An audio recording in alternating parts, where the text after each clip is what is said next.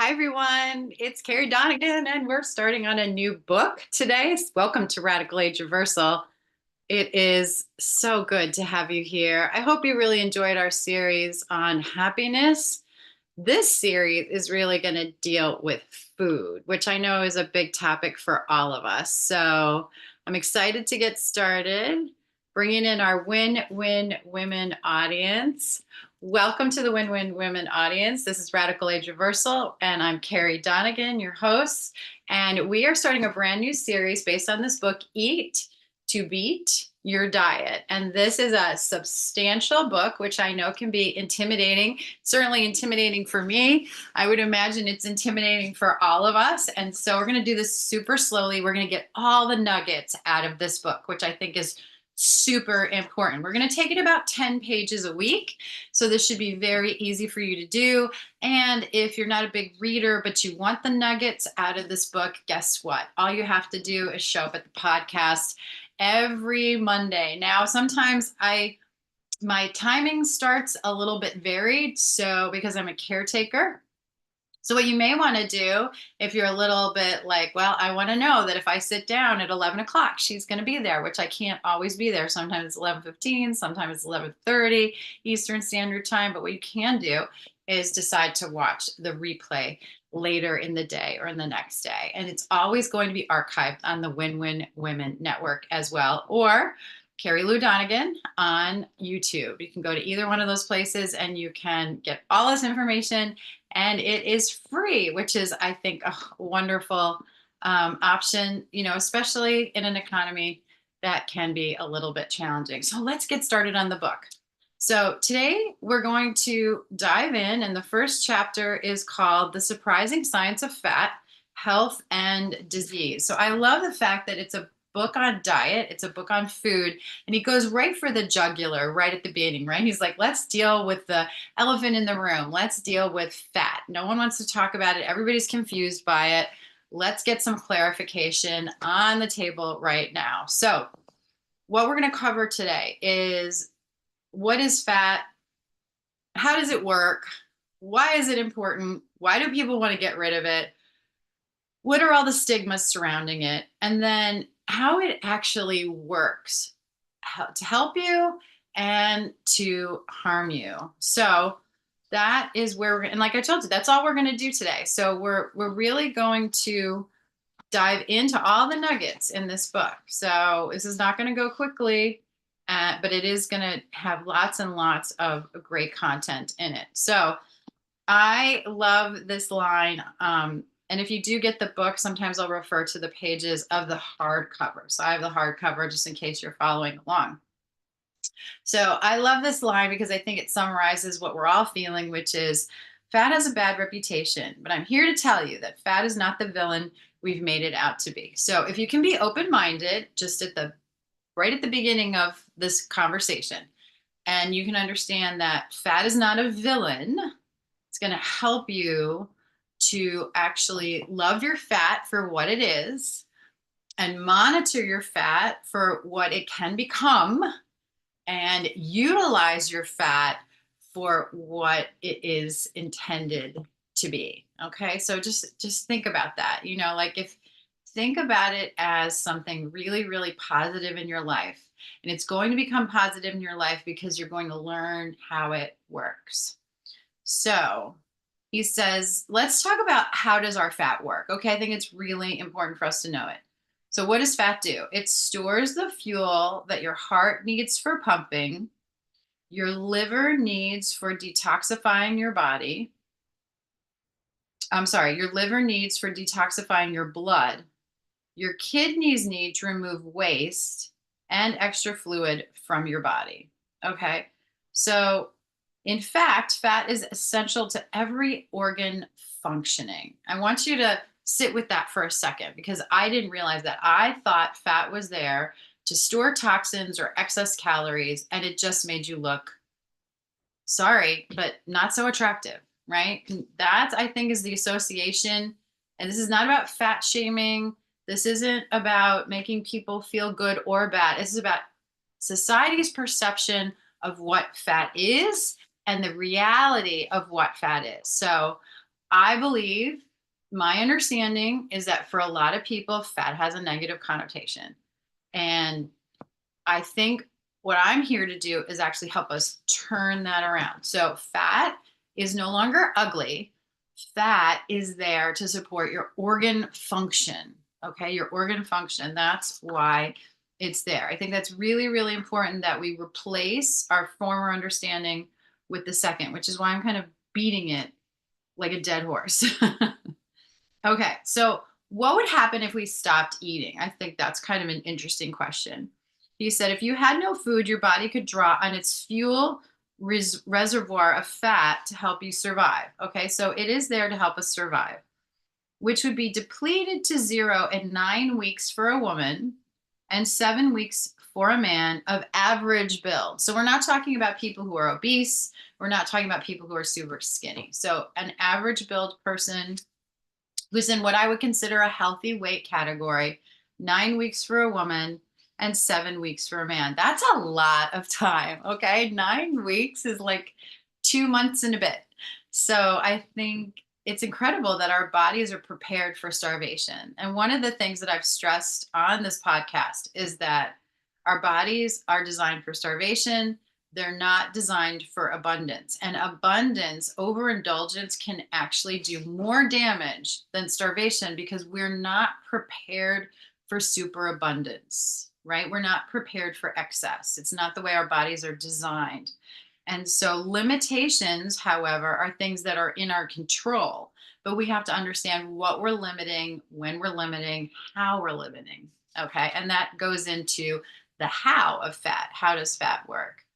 So let's talk about some other good qualities of fat. It insulates us like a sweater. I think that's cool when the weather's cold. So sometimes when people lose weight, they'll say to me, "Gosh, I get colder faster now." Well, yeah, because you've lost a layer of warmth that your body was supplying.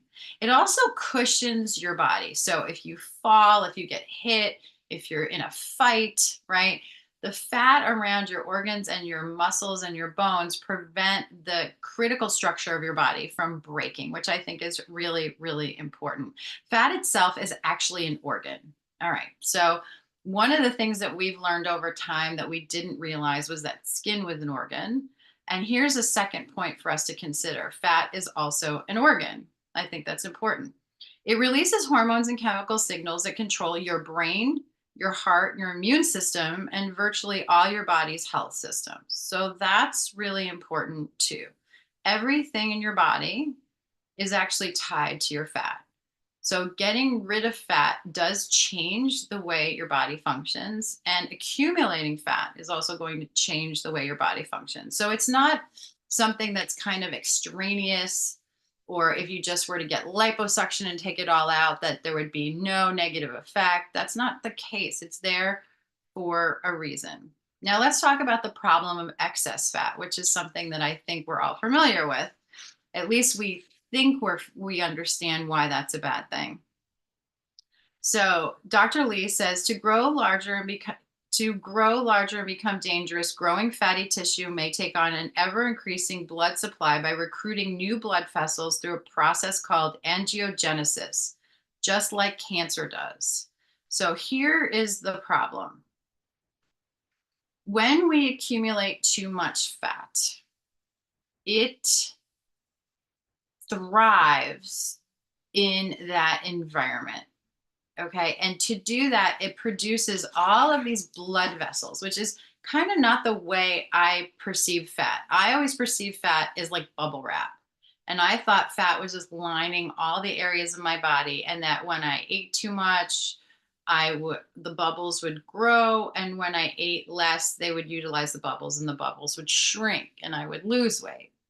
That's not really the way it works, which is so super interesting. You have these fat cells, and when the fat cells are encouraged to grow by your body, right? When you're getting signals that say it's time to grow, the first thing that happens is a blood supply is produced. So almost like these little tentacles. And I don't know if you can see, oh, you can. If you see this picture, it's like you can see all these little um, veins really that are coming off, all these little vessels that are coming off that fat cell. So what they did was they took a fat cell and they put it in a petri dish and then they threw some nutrition at it. And when they threw the nutrients at the fat cell, what happened was it wanted to absorb the nutrients. It wants to stay alive, which is kind of amazing. And all this whole network of a vascular network started to happen. All these little veins, all these little um, vessels start to come out of the fat so that it can absorb the nutrients, so it can stay alive. It really does want to stay alive. And that is called angiogenesis. So, genesis, angio meaning blood, and genesis meaning to be born, right? For something to start. So I think that is really important for us to know. And also, cancer works the same way. When a cancer cell is created, uh, what happens is it wants to stay alive. So it produces a lot of blood vessels as well.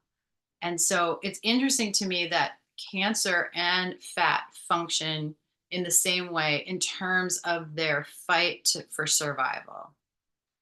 So it stands to reason from a scientific standpoint that if we could cut the blood supply off from the fat, we could also shrink the fat, right? So if you're someone who has excess fat and you want to reduce fat, one of the theories is cut off the blood supply. And so, in studying that, what they found was yes, it absolutely works. And there actually are cancer treatments now where the drugs themselves target the vascular structure. So, they are anti angiogenesis, right? So, they are opposed to the creation of new blood vessels. And when you choke off the blood vessels to the cancer cells, you also in that case are going to kill off the cancer. Same thing with the fat. If you can stop the vascular system, the vessels from growing, the fat has no way of getting its nutrition, so it can't grow, and you will then cut off the fat as well. So, Dr. Lee, who is a Harvard and MIT physician, just so that you know a little bit about his background. There's a picture of Dr. Lee, and you can also watch his YouTube videos, they're amazing. He started to study food, and he said, what are the foods that are going to be anti angiogenesis? And one of the things that he found that would cut off the blood supply to fat and shrink it were number one, green tea. And green tea has something called epiglycocatechin 3 gallate. Okay. Epigallocatechin 3 gallate, or EGCG. EGCG. Okay, for short. You're going to see those around. And that is a angiogenesis inhibitor, or it's an anti-angiogenesis. So one of the easiest things to do is get yourself some green tea. And what they found was even drinking 4 cups of green tea a week decreased obesity by 44%. So let me go back to the study. It says researchers at Inha University in Korea examined 10,030 subjects in the Korean genome and epidemiology study, sorry, and found that women who consumed 4 or more cups of green tea per week, okay, we're not talking about per day, per week, had a 44% decrease of abdominal obesity. All this to say, you can eat to beat fat. Okay, so first thing we're going to do is we're going to get ourselves some green tea. And green tea comes in lots of forms. So it tends to be a little bit bitter. One of the things you may want to look for first and foremost, and I always say this when it comes to your supplements and your food, buy the highest quality product you can within your budget. Okay, buy the highest quality product within your budget.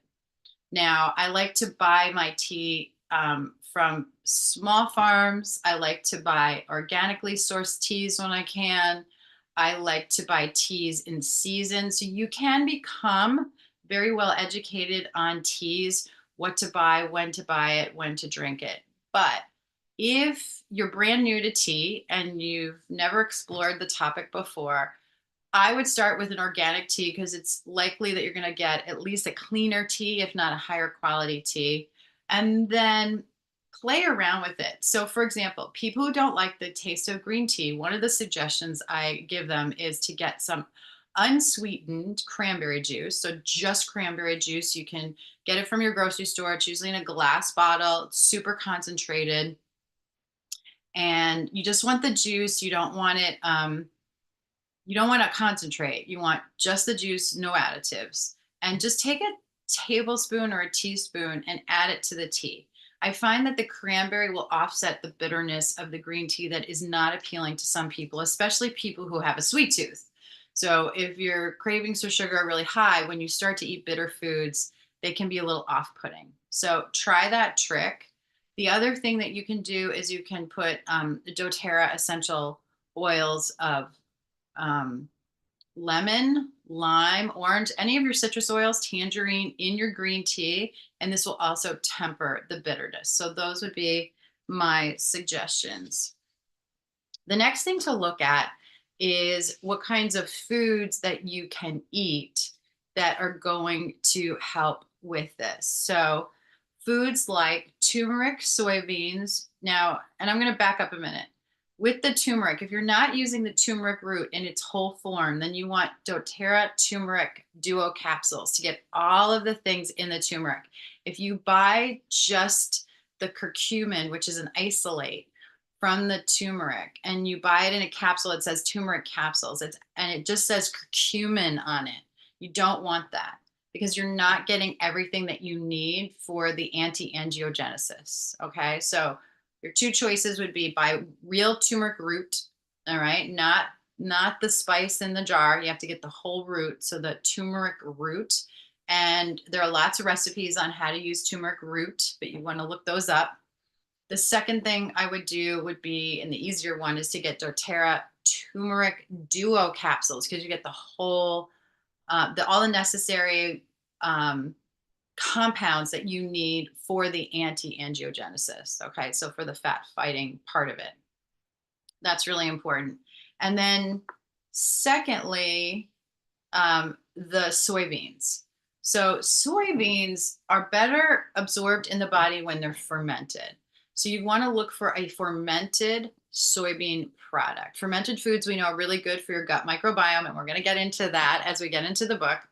But the second footnote I would put on some of these foods is you're looking for a soybean product that's fermented. Secondly, ginseng, which is also found in a lot of teas. So that is something that you could look at. And broccoli. Okay, they all prevent unwanted. Okay, so they're not going to start to break down the vessels in your body that are healthy for you. These are like this is an overabundance of vessels that are occurring around your fat cells. So they will suppress the growth of fat cells by cutting off the blood supply. Another thing you can take a look at are fruit skins are good. Barley's good, sea bass, all very healthy. What you're looking for is the omega 3s. So the other thing that I would recommend is the doTERRA new E Omega Plus. This is going to give you all the omega 3s that you need to get all of that really good anti-angiogenesis. It's also going to help with good circulation for healing. So if you're in a position of like physical healing that you need or emotional healing. So E Omega Plus is also really good for your mental state and your mental health. So that's really important. Okay, so let's look at the regeneration system. That's going to be the last thing that we're going to talk about today. So it says your body contains cells whose job it is to constantly regenerate and repair your internal organs. These are your stem cells. Your stem cells are also called progenitor cells, but we're going to call them stem cells because we hear about them a lot. You were born with 750 million of these stem cells, and they're stored in your bone marrow, your skin, and your fat. Okay, that's important to understand. Your fat contains special stem cells called free adipocytes. Okay, so free adipocytes are, let's go back here. I want to make sure I give you the right definition.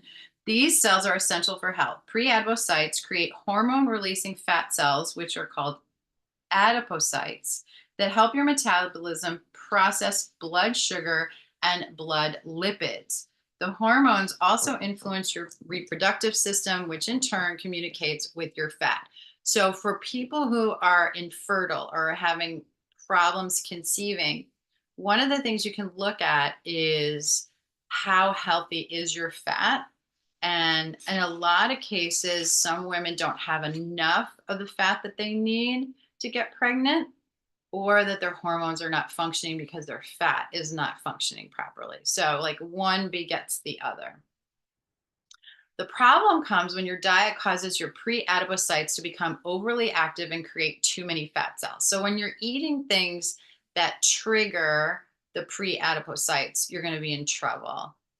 Too much fat disrupts your hormones, so your pre-adipocytes need to be reined in. Foods such as blueberries, goji berries, and turmeric have restraining power over pre-adipocytes, taming them so they don't create too many new fat cells. So that's three really, really cool things. Now, the last stem cell I want to talk to you about is called ASC. These special cells live in a lacework of connective tissue that is embedded within a mound of fat. Okay, ASC, the adipose stromal cell. The ASCs have talents. They are master builders of blood vessels, the ones needed for healthy fat tissue to thrive. When they're overly active, however, ASCs can create an undesirable blood supply that nourishes and expands the fat around your waistline, under your chin, or anywhere in your body. Medical researchers have tapped into the power of ASCs by pulling them out of a person's fat and injecting them elsewhere in their body in order to tap into the regenerative power. Researchers collect ASCs using liposuction, the same procedure used by plastic surgeons for body sculpting. They are harvested like seedlings, injected directly into the organ that needs to be healed. I think that is super cool therapy, I have to tell you. It's also being used to regenerate heart muscles in patients with heart failure, regenerate brain cells in people with Parkinson's, and regrow nerves in people suffering from spinal cord injuries. So it's exciting science. And this is all coming from this thing that we think is so negative. So remember, life comes from fat cells. So it's not bad. When we're talking on our show, we talk a lot about the importance of health span and longevity. You want to live a nice long life, but you want to be healthy within that life. And so those stromal cells, those adipose stromal cells are going to be really important. I'm going to conclude with this last paragraph from this page just to give you some food suggestions. In fact, some foods can cause regenerative healing at the same time as they inhibit pre-adipocytes from creating more fat. Mushrooms, barley, cacao, and omega-3 containing foods and coffee and tea have been shown to coax more stem cells to be released into the bloodstream to promote regeneration. But as you'll soon learn, these are also foods that fight fat. So I'm going to end on that. Let's just review what we've learned today. Number one, fat is not the villain. Fat is actually a life-giving substance in your body. And when created in moderation, orchestrates your hormones, drives your organs, and keeps you from starving. Number two, it's important for us to know that there are really good foods out there. The two most popular for me would be green tea. I'm going to say three: green tea, turmeric, and omega-3s that are going to they're going to feed our fat so that it does exactly what we want it to do, that it runs our body, keeps us healthy, but doesn't grow out of control and make us fat. And then third, there are good foods for us to keep within our diet, right? Things like fermented soybeans, mushrooms, barley, and cacao, which is dark chocolate. So there are some really good things. These are boxes that we want to tick off every day and make sure that we get them so that we know that our fat is being given the nutrition it needs. I know that you're on the road to a longer lifespan and a greater health span. So now that you have this information, go out, put these things on your grocery list, put these things in your doTERRA LRP for next month or this month if you haven't processed your order yet, and then go out and live a better life. I will see you next week.